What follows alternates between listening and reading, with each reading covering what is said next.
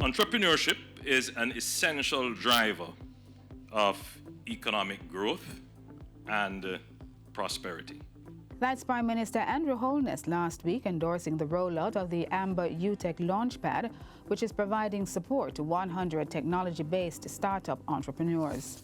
This is such an important part of increasing not just productivity, but just increasing our general output. We need new businesses in our economy. The partnership between the Amber Group and University of Technology UTech will provide incubator services such as financing, training, access to software, and other resources. The Amber UTech Launchpad will ignite tech-focused ideas that are relevant to Jamaica's development agenda and stimulate job creation.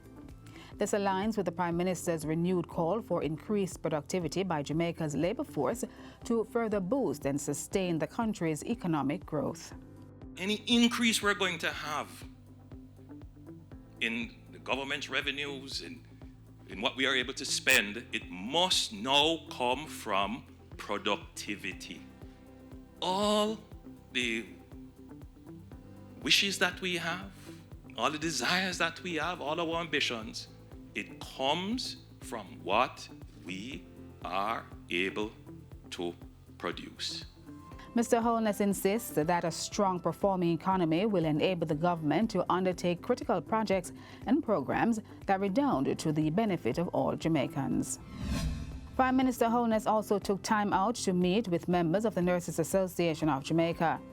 The occasion was the presentation of laptops to the association. Mr. Holness applauded the nurses for their dedication to service and for their commitment to continue offering that service here in Jamaica. We are very, very grateful, and we recognize and respect the fact that they continue to work in our healthcare system, despite the challenges. But we should also recognize that there has been significant improvement in general compensation in the system. Mr. Holness reminded the essential workers that anomalies in the compensation review process are still being reviewed.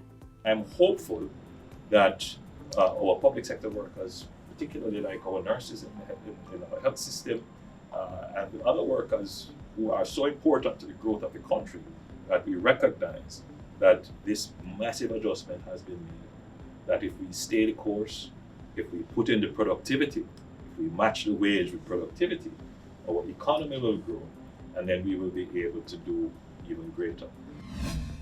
As the end of the 2023-24 financial year approaches, Prime Minister Andrew Holness met with several agencies. He was updated on achievements to date and projects to be undertaken in the new fiscal year. The agencies include the Development Bank of Jamaica, DBJ, and the National Spatial Data Division. Meetings also continued with the National Water Commission and the National Environment and Planning Agency, NEPA. Closing out the agenda last week for Prime Minister Andrew Holness was a courtesy call by the newly appointed Ethiopian Orthodox Archimandrite Abba Samuels. And that's it for Jamaica House Weekly. Be sure to join us next time for more of the news stories coming out of the office of the Prime Minister.